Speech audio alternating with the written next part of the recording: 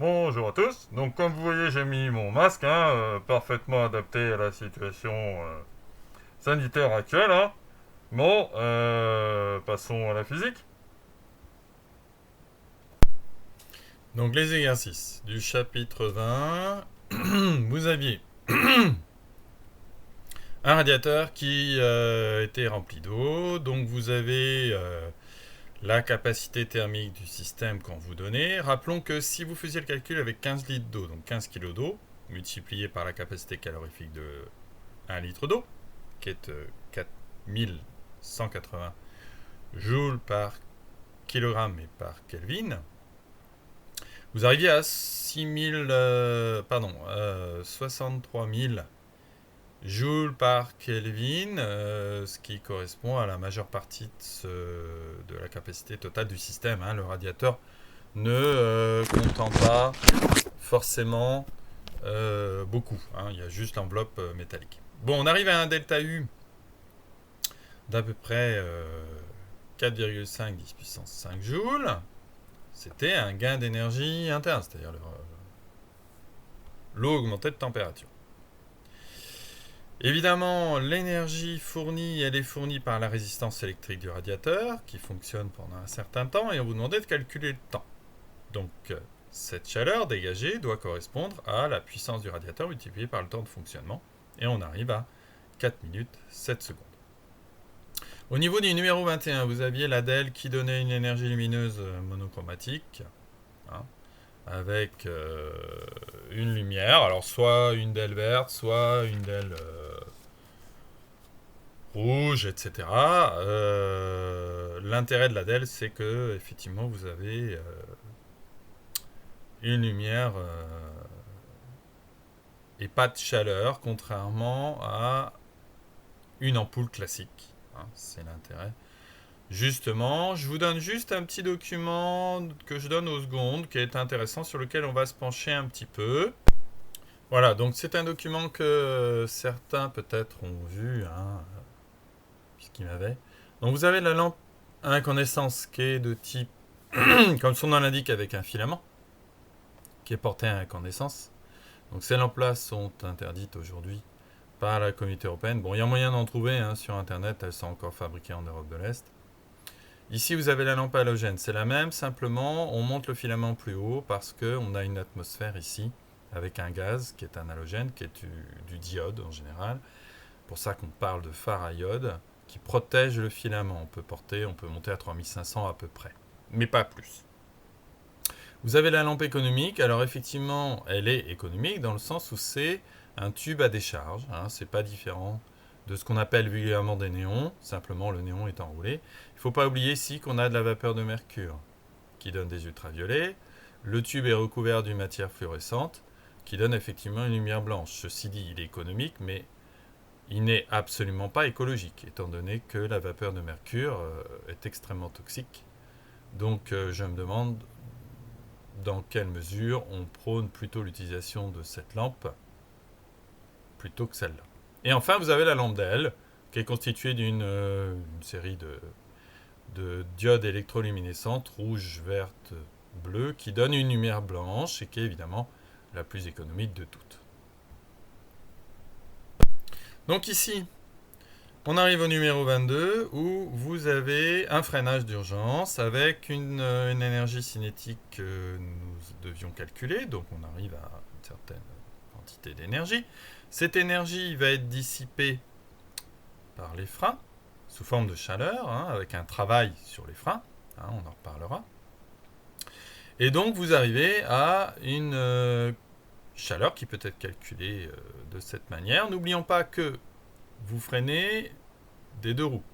Sur chaque roue, vous avez un disque de frein avec deux plaquettes de chaque côté qui pincent le disque. Donc moi j'ai compté 4 plaquettes, chacune ayant une capacité calorifique de cette valeur-là. Et on arrive à une montée de 51 degrés, ce qui est considérable parce que la personne ne va pas si vite que ça. Et ici, on a effectivement une montée en température qui peut être très importante au niveau des freins. Je vous renvoie au film Le Mans 66 où vous avez des problèmes de frein sur la Ford GT40 qui chauffent tellement qu'ils sont rouges, hein, et on atteint facilement les 500 degrés, voire plus, qui bloquent le mécanisme de frein, ce qui peut arriver chez vous par exemple, si vous avez le malheur de conduire en montagne et que vous faites que de freiner, et que vous ne vous servez pas du frein moteur, vous finissez par chauffer les freins, et après vous n'avez plus de frein. Voilà, c'est une petite conclusion. Hein.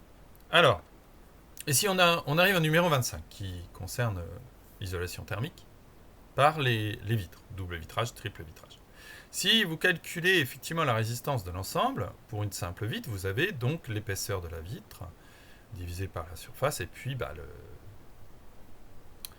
la conductivité thermique du verre. Vous arrivez à une valeur qui n'est pas extrêmement importante, hein, ce qui nous faisait un flux de 3000 watts, c'est-à-dire 30 kW. C'est pas du tout intéressant, hein, au niveau thermique de l'habitation. Si vous remplacez par un double vitrage, du coup, vous comptez 2 fois l'épaisseur de la vitre plus l'épaisseur de l'air emprisonné, et vous arrivez à un résultat extrêmement plus important. Hein. Et du coup, le flux est beaucoup plus petit. D'où l'intérêt d'avoir un double vitrage.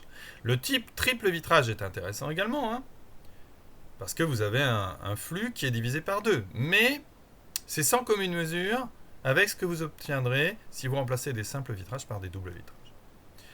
Ici, vous avez un mur que l'on isole des deux côtés pour avoir une chambre froide.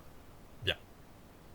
Donc vous mettez des deux côtés. Alors ça existe, hein, vous regardez sur internet, ça existe tout fait. Hein, vous avez 1 cm de plâtre et puis du polystyrène à 3,6 cm. Hein, ça, vous collez ça sur une paroi et vous avez une isolation thermique qui est quand même intéressante. Au-dessus, vous mettez un enduit, voilà. Et vous obtenez effectivement une résistance qui est la somme de tout ça. Hein, ce qui va évidemment déterminer un flux. Hein. Donc vous comptez le béton. Alors moi j'ai compté le béton à 10 cm. Hein. De toute façon ça ne change pas grand-chose. Hein. Et vous avez une résistance de cette valeur-là, qui n'est pas comparée avec le précédent. C'est pas énorme, hein, comme résistance. Hein.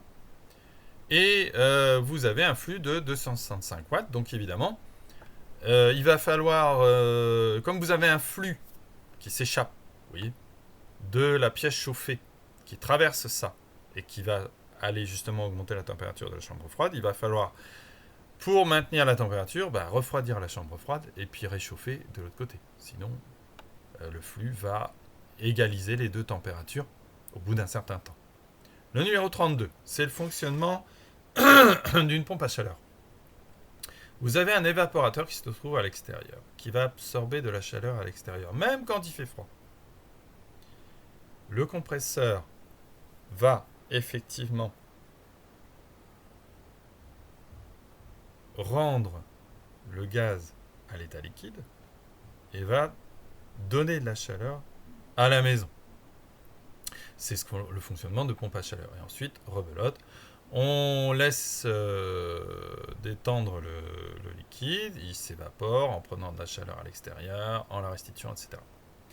Donc, l'idée, c'est que la chaleur, si on considère que le système c'est le circuit, la chaleur reçue est positive, la chaleur perdue est négative, elle est évacuée lors de la liquéfaction. Le frigo, le fonctionnement est inverse. C'est-à-dire le frigo, vous allez avoir l'intérieur ici et l'extérieur ici. C'est-à-dire derrière un frigo, vous chauffez, hein, vous avez un détendeur qui se trouve derrière le frigo.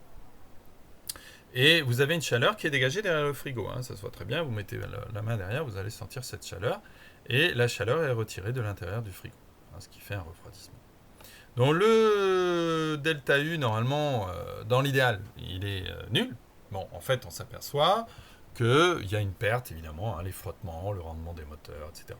Donc on détermine le coefficient d'efficacité qui est de 14,5 au maximum ici. Hein. N'oubliez pas qu'ici, vous avez la température en Kelvin. Hein. Le transfert, par contre, réel est inférieur. Alors, il faudrait regarder sur les documents, hein, des pompes à chaleur pour voir si effectivement on obtient 4000 watts, si on a une consommation de 400 watts. Hein. C'est intéressant d'aller vérifier ça. Hein. Bon, si vous regardez, vous n'allez pas trouver ces valeurs-là, hein. On gagne en fait un tiers, donc l'efficacité réelle, et au mieux de 2. Enfin, ce que j'ai pris, c'est un exemple optimiste, très très optimiste, hein. Généralement, on a pompe à chaleur 1000 watts, et puis ça équivaut à 3000 watts, quoi. On a un tiers de consommé, quoi, hein. Donc c'est quand même très intéressant parce qu'on diminue la note électrique, bien sûr. Voilà. Donc au niveau du cours, je vous ai mis également le cours, hein. Alors, si vous voulez, on va peut-être commencer. Alors ici, vous avez le chapitre court, hein, mais on va commencer peut-être par une animation. C'est-à-dire que on va regarder un petit peu ce qui se passe.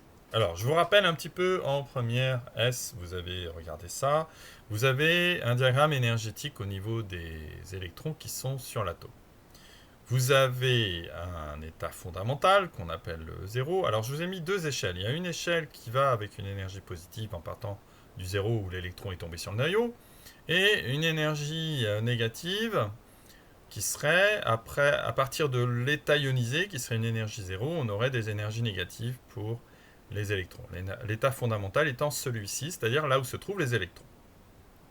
Les états excités étant des états où normalement il n'y a rien, mais néanmoins ils existent, hein. Vous avez des couches qui sont déterminées, hein. Vous vous souvenez en seconde, même s'il n'y a pas d'électrons, elles existent quand même.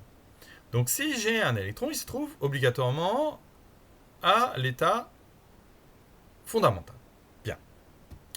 Je lui fais arriver un photon de l'énergie adéquate. Et donc, que va-t-il se passer? Ce photon va être absorbé par l'électron et l'électron va sauter à un niveau supérieur. Il peut également sauter à un niveau encore supérieur. Donc vous avez plusieurs possibilités avec plusieurs énergies de photons. Voilà. Donc, ça c'est ce que je voulais vous montrer. Alors, si on regarde le cours que je vous ai mis,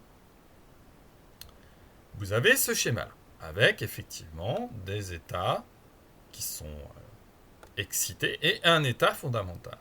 Si vous avez un photon qui correspond à cette énergie, l'électron va monter là. Si ça correspond à l'autre énergie, il va monter là. Bien. Avec donc une descente immédiate parce que l'électron ne reste pas longtemps en haut, bien évidemment. Hein, c'est très court, hein, très très court. Donc il n'y a que deux possibilités ici, hein, mais on peut avoir plus. Bien. Donc là, je vous rappelle simplement les petits souvenirs de première. Ce que c'est que l'émission stimulée, alors, il faut agir vite. C'est-à-dire qu'on excite l'électron qui passe à l'état excité E2. Vous voyez, ici. Et avant qu'il redescende, on envoie un autre photon qui était exactement identique à celui-ci. Et à ce moment-là, contrairement à ce qu'on pourrait penser, il n'y a pas un autre électron qui passe en haut. Pour la bonne raison que peut-être qu'il n'en reste pas.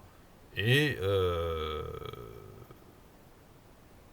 si on passe un autre électron à cet état excité, ça pose problème parce que normalement l'électron ne doit pas rester à cet état-là très longtemps. Et contrairement à ce qu'on pourrait penser, ce photon-là déclenche la descente de cet électron, avec donc l'émission du photon qui va être évidemment identique, de même fréquence, mais non seulement il est de même fréquence, mais il est en phase avec le précédent. Il va dans le même sens, même direction, en phase. On a deux photons identiques. C'est ça qu'on appelle une émission stimulée. Évidemment, l'électron revient à son état fondamental. Eh bien, ça, c'est mis à profit dans ce qu'on appelle la cavité résonance. C'est-à-dire que vous avez un cristal qu'on excite de manière électrique. Quand je vous ai dit que l'électron passait à un niveau excité, il peut passer à un niveau excité avec un photon, mais il peut aussi passer à un niveau excité avec une excitation électrique. Vous pouvez très bien lui donner une énergie par ce biais-là. Et ici, c'est ce qu'on fait. On donne une énergie à un électron qui se trouve dans le cristal, et donc il va émettre un photon. Ce photon va être réfléchi par ce miroir. Revenir ici, la phase est inversée.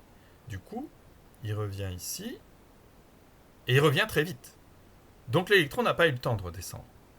Et du coup, on a un deuxième photon, même phase, même direction, qui part. Deuxième miroir, il revient. 3 photons, 4 photons, etc., etc.